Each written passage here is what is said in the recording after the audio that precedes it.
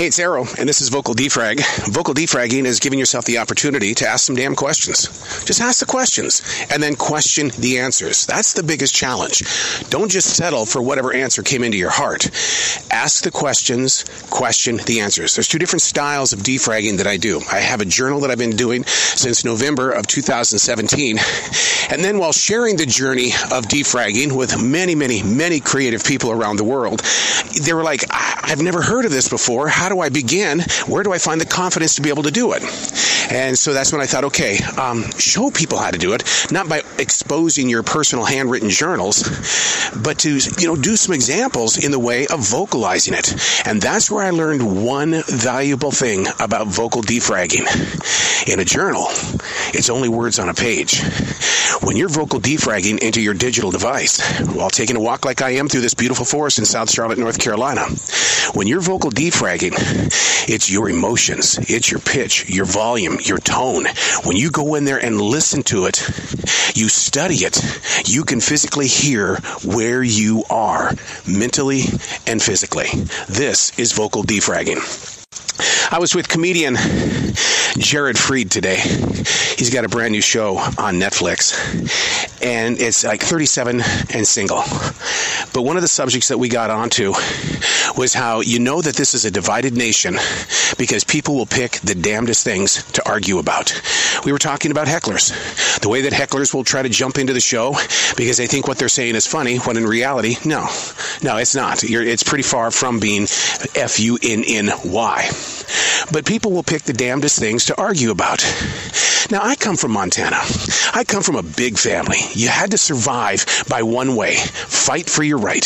That's the way it was inside my family in Montana. And so I came into all of my relationships with basically anger. Anger in the way of, hey, we're doing it my way because everybody else in my family has done it their way. But if you're going to be with me, it's going to be my way. You know how many fights I lost? I lost a lot. So as I continued to grow older, putting on the adult clothes and things, I really kind of got disgruntled with myself in the way that I would instantly get upset. I had to figure out, what is the problem here? Why do you feel like you've got to be able to put a little bit of anger here, a little bit of anger over there? Let's get to the bottom of this and find peace. Now, why did I want peace? Because John Lennon always talked about peace. Ringo Starr, love and peace, love and peace. So that's the one thing that I was trying to plant inside my heart was, I want some of this stuff called love and peace. But where do you find it? Do I go find it in a church?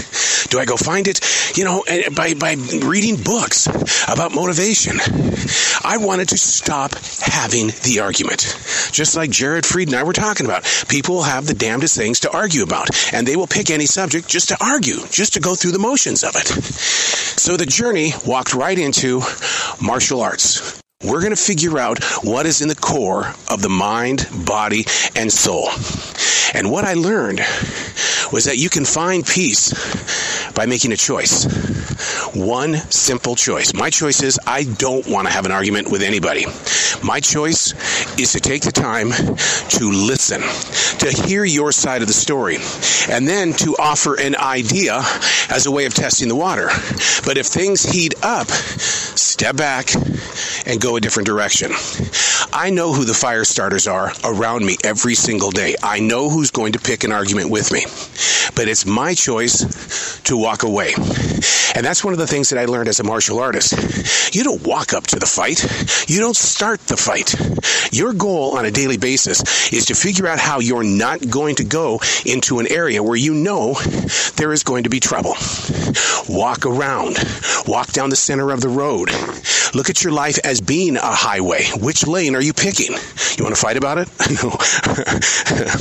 So that right there is a great place for you to start by simply making a choice. What is your choice today? Some people can't make choices. They want other people to make the choices for them. Oh, not just in what restaurant do you want to go to. In everyday life, they want people to make decisions for them.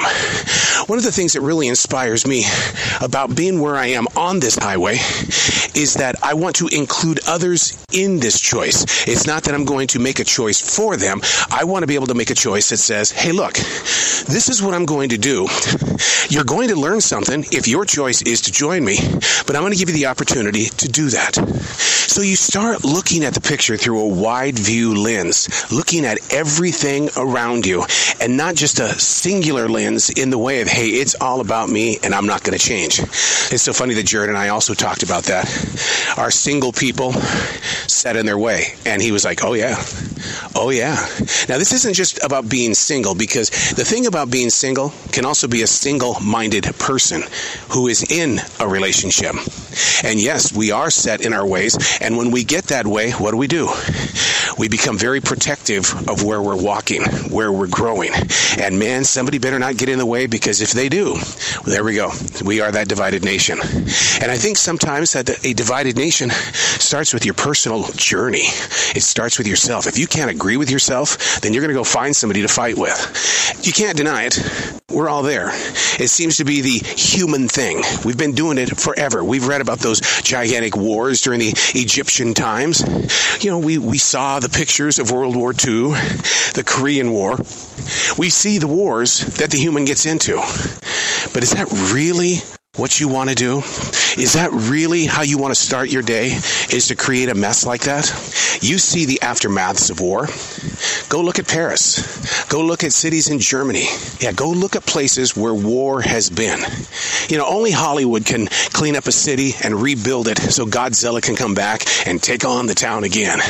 It doesn't go that way. So in your own personal life, what do you think you're doing to your heart and your mindset when all you want to do is find an argument? Break free of being set in your way. Ooh, well, that's a tough call, because all I'm trying to do is protect myself, right? When you break free of being set in your way, you become more open to the community around you. I know there are many times you just want to get away from people. I hear it all the time from those that I share the floor with at the Essential Job. They sit there and they tell me how much they hate people. Hate. I hear about so much hate. Well, you can't let it poison you.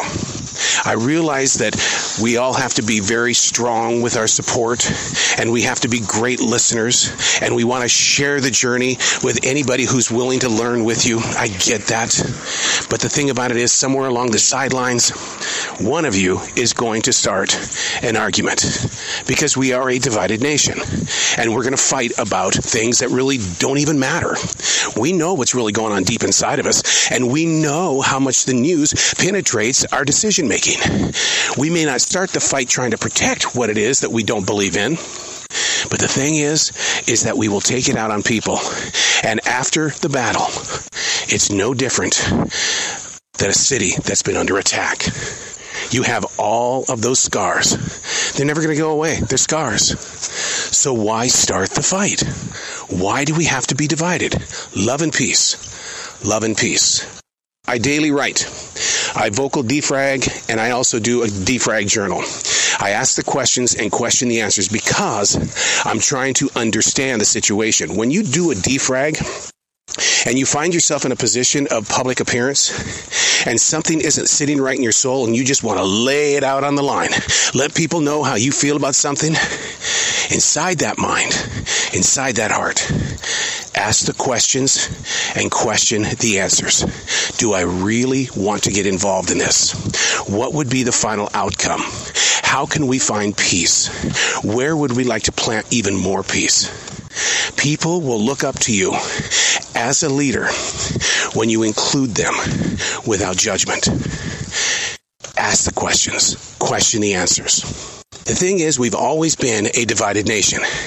We've just had some pretty darn good paint to hide it behind. It's not that way anymore. It's out in the open. Now the question is, what are you going to do about it?